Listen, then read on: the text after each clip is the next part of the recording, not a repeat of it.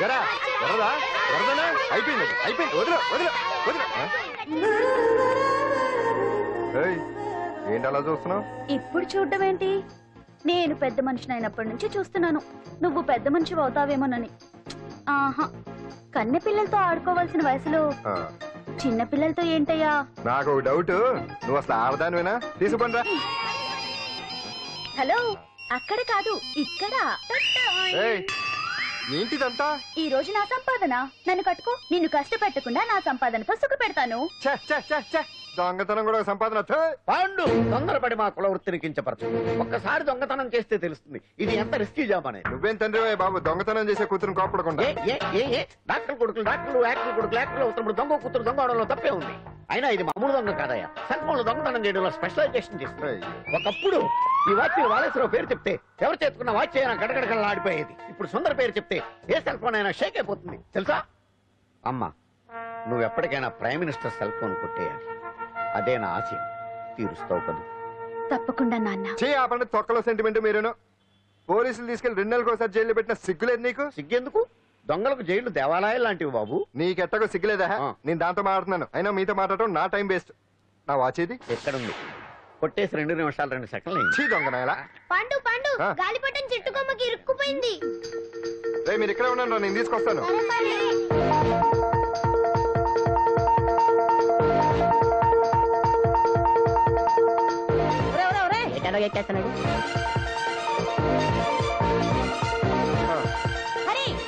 ఇంట్లో పని చేయకుండా ఏం చేస్తావు అక్కడ? టైం 5 అవుతుంది.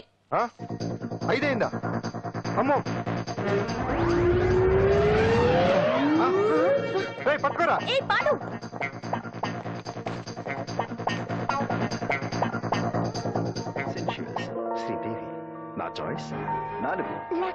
అమ్మయ్యా, అంజలి ప్రోగ్రామ్ ఇంకా రాలేదు. అంతెత్తు మించి దూకింది. టీవీ చూడ్డానికి? టీవీ చూడటానికి కాదు, టీవీలో అంజలిని చూడటానికి. ఇదిగో పిల్లలు, ఫోన్ నంబర్ ఇస్తారు, ఆ నంబర్ మీరు అందరూ కొట్టండి. ఇదిగో పట్టుకోండి, ఇదిగో పట్టుకో. నమస్కారం. వచ్చింది. ఈ పోటీ ప్రపంచంలో ప్రతి మనిషికి మానసిక ఒత్తిడి ఒక పెద్ద సమస్య అయిపోయింది. అలాంటి సమస్యలకు పరిష్కారం చూపడానికి ఈ మీకోసం కార్యక్రమం.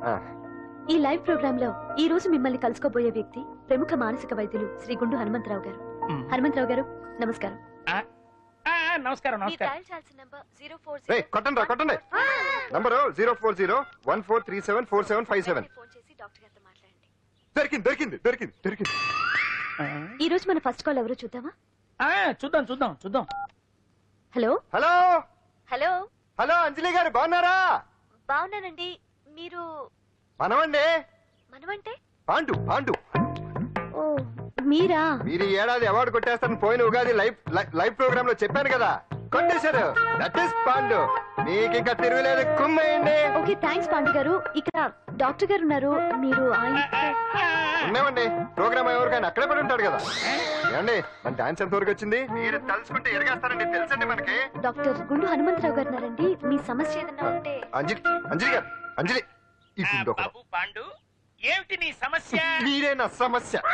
మీరేంటండి బాబు మధ్యలో అమ్మోరు పక్కన ఆంబోతులాగా? అంజలి గారు, మీరేంటండి గుండ్రటి బొట్టు పెట్టారు? అసలు మీ మొహమే చందమామలాగా ఉంటుంది. మీరు నిలువు బొట్టు పెడితే బాగుంటారు. ఏమండి, మీరు ఒక్కసారి నవ్వారంటే చాలండి, మీ ముందు ఏ సినీ స్టార్ అయినా కట్ అయింది. కొట్టండి కొట్టండి, అందరూ కొట్టండి.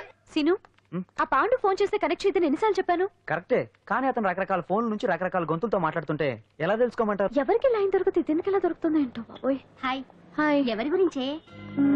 Pandu Pandu Pandu. That is Pandu. Live program లో నీ వీరాభిమానా? వీరాభిమన్యుడే. ఏమంటాడేంటి? ఏమంటాడు? బొట్టు చిన్నది పెట్టండి, దుద్దులు పెద్దవి పెట్టండి, ఆ చీర కట్టండి, ఈ చీర కట్టద్దు, డాన్స్ ఇరగదీయండి. ఆ లాంగ్వేజ్ ఒకటి తినేస్తున్నాడే బాబు. ఊరుకోవే పాపం, నువ్వంటే ఎంత అభిమానం లేకపోతే అంత అబ్జర్వ్ చేస్తాడు. అయినా సినిమా వాళ్ళకి క్రికెటర్స్ కి ఇలాంటి పిచ్చి అభిమానులు ఉంటారు గానీ టీవీ యాంకర్వి నీ మీదేంటి అతనికి అంత అభిమానం? ఏ సినిమా వాళ్ళ మీద క్రికెట్ వాళ్ళ మీద అభిమానం ఉండాలా? ఒక మనిషి నచ్చాలంటే గొప్ప హోదానే ఉండక్కర్లేదు, మంచి మనసుంటే చాలు. పంప తీసి అంజలి మనసు టీవీలో నీకు కనిపించిందా ఏంటి? అదే మరి. మీకు తెలియని విషయం ఒకటి ఉంది. ఏంటో? అంజలిని టీవీలో చూసే ముందే బయట ఒకసారి నేను చూశాను. ఒకరోజు కేటరింగ్ సప్లై కోసం నేను సిమ్స్ హాస్పిటల్కి వెళ్ళాను. అక్కడేదో ప్రారంభోత్సవం కోసం మంత్రి గారు వచ్చారు. అక్కడే మొదటిసారి నేను అంజలిని చూశాను. నేను ప్రారంభించిన ఈ క్యాన్సర్ విభాగం అందరికీ ఆరోగ్యాన్ని ఆయుష్ని సమకూర్చాలని మనస్ఫూర్తిగా కోరుకుంటున్నాను. అయ్యా చంపేశారయ్యా, నా బిడ్డను చంపేశారు. ఏం జరిగిందమ్మా?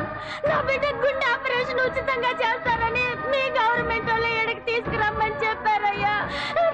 తీసుకొచ్చాక ఆపరేషన్ రేపు చేస్తాం మాపు చేస్తామని నెలల తరబడి తిప్పుకొని చివరికి ఆపరేషన్ చేయకుండానే నా బిడ్డను చంపేశారయ్యా. ఊపిరిపోతారనుకున్నాం గానీ ఇలా ప్రాణం తీస్తారనుకోలేదయ్యా. చేసిన ఆపరేషన్స్ కే ప్రభుత్వం నుంచి గ్రాంట్ రిలీజ్ కాలేదు సార్. ఫండ్స్ లేవు, అందుకే వాయిదా వేయాల్సి వచ్చింది. ఈ రోజు ఆ బిడ్డకు పట్టే గట్టే రేపు మా బిడ్డలు కూడా పట్టొచ్చయ్యా. మీరే ఏదో ఒకటి చేసి మా బిడ్డల్ని కాపాడండి అయ్యా. ప్రభుత్వం సరిగ్గా స్పందిస్తే ఇలా జరగదు సార్. ఏదో ఒకరిద్దరికైతే ప్రభుత్వం సాయం చేయగలదు. కానీ మన రాష్ట్రంలో గుండె జబ్బులున్న పేద పిల్లలు 6,000 మందికి పైగా ఉన్నారు. వాళ్ళందరికీ ఆపరేషన్లు చేయించాలి అంటే 90 కోట్లు ఖర్చు అవుతుంది. అసలే ప్రభుత్వం లోటు బడ్జెట్ లో ఉంది కాబట్టి కొంత సమయం పడుతుంది. ఆ లోపు పిల్లల ప్రాణాలు పోకుండా ఉండాలిగా సార్. ఎందుకు పూర్తవని ఎన్నో ప్రాజెక్టుల కోసం వేల కోట్లు కేటాయిస్తున్నారు. వస్తాయో రావో తెలియని విదేశీ కార్ల కంపెనీల కోసం కోట్ల రూపాయలు అడ్వాన్సులు ఇస్తున్నారు. పేద పిల్లల ప్రాణాల కోసం ఆ మాత్రం శాంక్షన్ చేయలేరా సార్?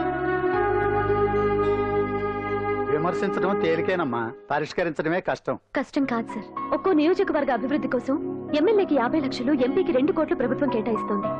మొత్తం వాళ్ళకి కేటాయించిన 229 కోట్ల నిధుల్లోంచి 20% కేటాయిస్తే సుమారు 45 కోట్లు వసూలవుతాయి. దాంతో చాలా మంది పిల్లలకి ఆపరేషన్లు చేయించవచ్చు.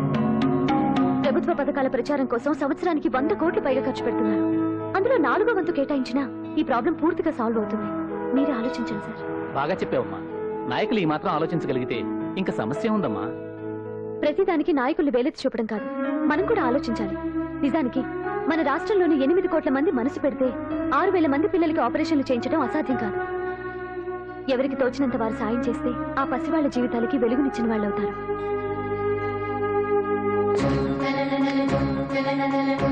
ఇదిగోండి సార్ చెక్. ఇప్పటి వరకు నేను సంపాదించిందంతా ఈ పిల్లల కోసం విరాళంగా ఇస్తున్నాను.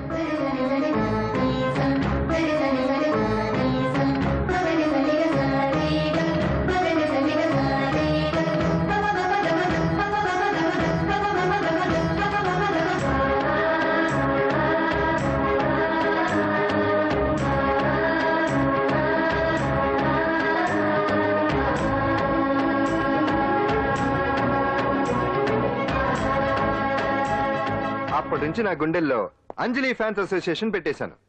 ఆ తర్వాత అంజలి ఎప్పుడు టీవీలో కనిపించినా ఇక్కడేదో అయిపోతా ఉంటుంది. ఆహా, అక్కడేదో అయిపోతుందా? ఇప్పుడు అర్థమైందిరా. ఇన్నాళ్ళు పెళ్లి చేసుకో అంటే వినిపించుకోంది ఆ టీవీలో పిల్ల మీద మనసు పడా. అది సరేగాని బామ్మ, ఆ రోజుల్లో నీకు ఏ హీరో అంటే ఇష్టం? ఎందుకురా చెప్పు. ఇంకెవరు? ఎన్టీఓడే. ఆ రోజుల్లో ఎంత అందంగా ఉండేవాడో కాదు. అంటే ఆ రోజుల్లో నువ్వు ఎన్టీఆర్ మీద మనసు పడ్డావు అనమాట. చిచి, అవే మాటలరా, అది అభిమానం. ఇది అదే అమ్మాయి మంచితనానికి గొప్పతనానికి మనం వేరే ఫ్యాన్స్. పండు అంతేనా? అంతే. నిజంగా అంతే? అంతే.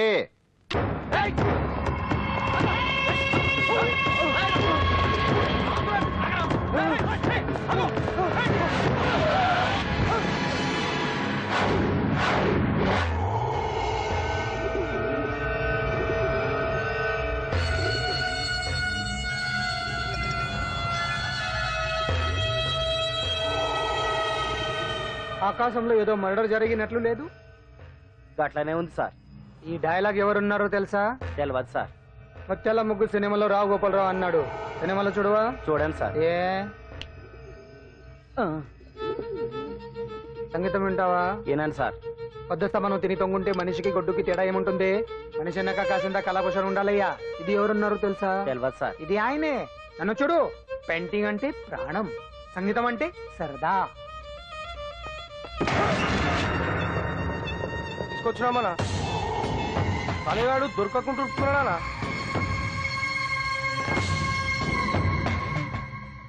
భగవాన్ అన్న, నువ్వు భగవంతునితో సమానం. ఈ ఒక్కసారికి క్షమించి వదిలేయన్నా. క్షమించమని అడుగుతున్నావంటే తప్పు చేసినట్టుగా. తప్పునారా అన్న? బినామీ పేరుతో మందుల కంపెనీ నడిపిస్తే నీకేంది? అందులో మత్తు మందులు తయారు చేసి ఎక్స్పోర్ట్ చేస్తే నీకేంది? సాలే నువ్వు అడిగిన డబ్బులు ఇవ్వలేదని చెప్పి పబ్లిక్ చెప్తానని భయపడిపిస్తావురా? సాలే సంపుతాని. ఎందుకు అర్థం? పడేమన్నా పరాయవాడా? ఉన్నట్టి దాకా మన దగ్గర పనిచేస్తున్నాడే కదా. ఏదో ఒక కుర్తి పడి రెచ్చిపోయాడు. అంత మాత్రం చేత ఈ అరపలేంటి? చంపుతానే